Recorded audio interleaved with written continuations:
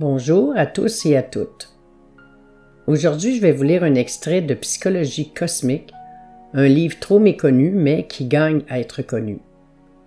Les révélations d'un guide cosmique.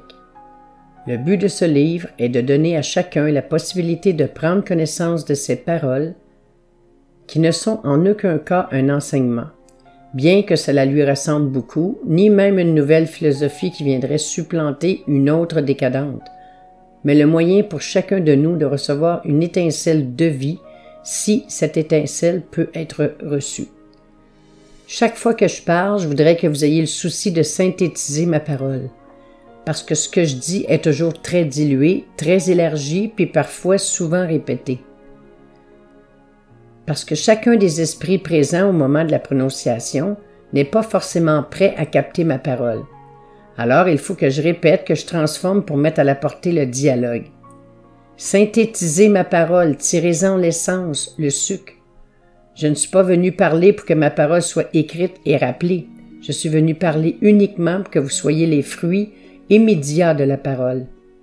Puisez dans mon énergie, puisez au centre de cette énergie. Lorsqu'il y a une défaillance en vous, pensez à cette énergie. Lorsque votre réflexion s'amenuise, lorsque vous sentez que la personnalité prend le dessus, que vous allez étouffer, pensez à cette énergie. C'est en expérimentant ma parole que vous comprendrez qu'elle est vraie, ce n'est pas en l'écoutant. En l'écoutant, vous pouvez contredire de n'importe quelle manière. Vous pouvez ajouter ce que vous pensez, votre accord ou votre désaccord, mais expérimentez dès demain et vous verrez si ma parole est juste. C'est ce que je vous propose. Tout ce qui vous est dit, que ce soit par moi ou par d'autres guides, des plus petits aux plus grands, ne doit pas être accepté par vous comme un dogme, comme une vérité ou comme un mystère, comme une énigme que l'on peut contredire, contrecarrer et sur laquelle discuter. Même si vous n'êtes apparemment pas convaincu par la chose, ou même si vous vous êtes convaincu de la chose, avant d'en faire votre sagesse, il faut expérimenter, car il n'y a que comme cela que la chose dite va pouvoir devenir votre sagesse. Il n'existe aucun autre moyen que l'expérimentation. Ce que je veux transmettre, c'est la vérité de l'énergie de la vie. Dépouillez en vous toutes les limites qui vous empêchent d'être cette vérité et vous donnez l'énergie pour accomplir votre destinée, pour être.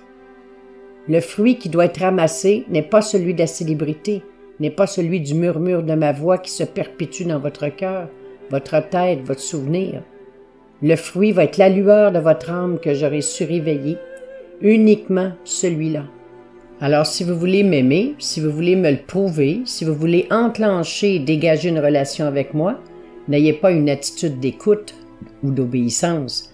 Accomplissez et n'accomplissez pas parce que je vous l'ai dit, pas parce que je vous l'ai conseillé, accomplissez parce que vous avez senti le besoin de jaillir. Donc, obéissez à votre âme, pas à ma parole. Le vrai maître, il sait très bien que son devoir envers le disciple, c'est pas d'en faire un disciple, n'est pas d'en faire un serviteur, ni d'en faire un être obéissant, esclave de Dieu, mais de l'affranchir de toute limite et du besoin même d'avoir un maître, du besoin même d'avoir un initiateur. Un maître, c'est un instrument de liberté, un instrument d'affranchissement de l'homme. Lorsqu'il vous voit, c'est pas pour vous faire plier le genou, mais à la manière du frère, il vous dit « Lève-toi et marche ». Le maître est un phare et non une carte du mode d'emploi de la vie. De tout temps, l'ésotérisme a suscité beaucoup d'interrogations de la part de l'homme. Il fut une époque où l'ésotérisme était l'apanage des grands et des puissants. Puis, ce sont des groupes, des ordres qui ont accaparé ce savoir.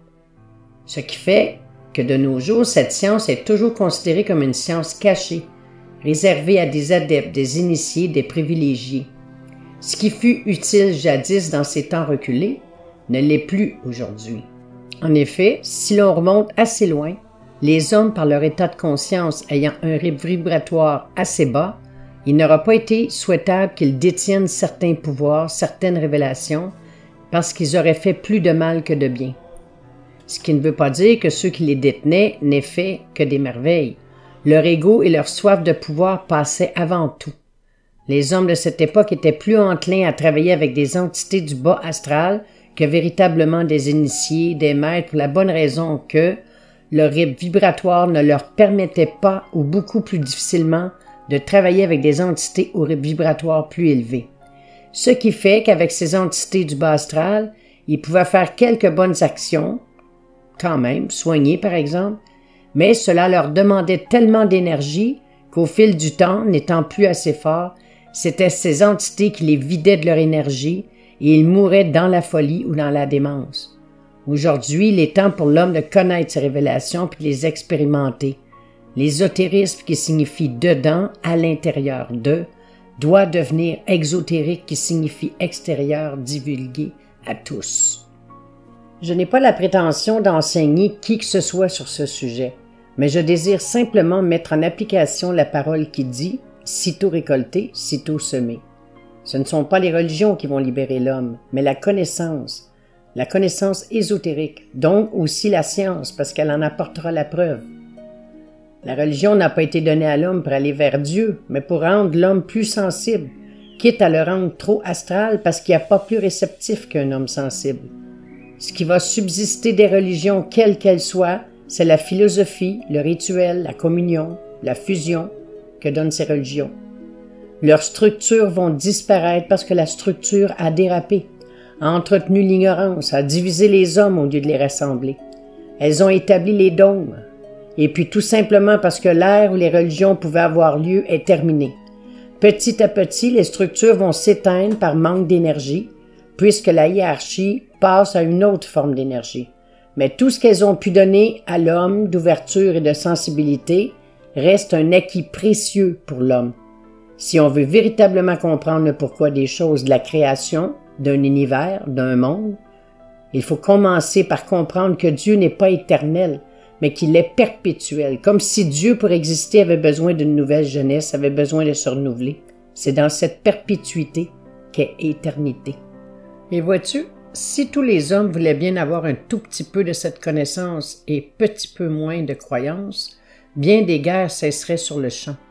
Tout le phénomène, tout l'énigme est dans la descente, dans cette perte de conscience. Il est dit que Dieu créa le monde en 7 jours. En fait, il ne s'agit pas de nos jours, ceux que nous connaissons, mais d'ères. Dieu créa le monde en 7 ères. C'est le temps qu'il a fallu pour que tous les atomes de conscience négatifs projetés perdent leur état divin et commencent à devenir quelque chose en bas avec une vie, avec une histoire qui lui sera propre. La spiritualité, l'ésotérisme sont simples, mais pas forcément faciles à comprendre. Il faut savoir aussi que diverses énergies sont en manifestation dans le cosmos.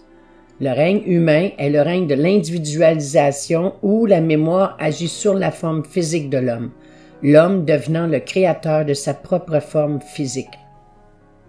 Mais tout en devenant individuel, il est lié à l'ensemble des humains, puis cette humanité représente un seul et même être. À l'inverse de la goutte d'eau de l'océan qui ne peut pas se dire « je suis une goutte d'eau », l'homme, tout en étant l'humanité, peut se dire « je suis un homme », avec tout ce que ça comporte de liberté et de responsabilité. L'astral, c'est une matrice de substance, de mutation, de transformation, de création. Il est entretenu par des entités dont le rôle est de maintenir ce plan. Leur souci, si je puis dire, c'est d'acquérir de plus en plus d'énergie, ce sont des mangeuses d'énergie. C'est bien pour cela qu'il est dit que l'homme ne doit pas aller dans cette zone. Il serait immédiatement dépossédé de son énergie, il serait détruit et personne ne pourrait venir le sauver. L'astral garde aussi en mémoire tout ce qui a pu être créé en passant par lui, comme un ordinateur garde toujours une trace de fichiers créés. Les diverses manifestations bonnes ou mauvaises passées dans le règne minéral, végétal, animal, y sont mémorisées.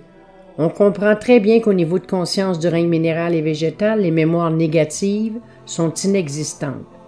Au règne animal, ces mêmes mémoires ne peuvent être que collectives, puisque l'atome n'a pas une complète indépendance. Ce sera par exemple la dette d'une race envers une autre pour avoir été un peu trop agressive. Tout se gâte au passage dans le règne humain, parce que l'homme devenant individuel, ayant une conscience, pouvant juger ce qui est bien, ce qui est mal, accumule des mauvaises actions et alourdit sa mémoire, ce que l'on appelle le karma. Puis cette mémoire se retrouve en chaque homme. À chaque incarnation, cette mémoire investit l'homme dès sa naissance et suivant le rythme vibratoire obtenu précédemment, il aura telle ou telle vie. Le but des incarnations successives est d'arriver à emmagasiner le maximum d'informations justes, Donc, de purifier la mémoire de l'homme, d'arriver à ce que les actions mal faites deviennent parfaites, des pensées pures pour élever ce taux vibratoire, et cela demande beaucoup de temps. À suivre dans Éveil à la nouvelle énergie.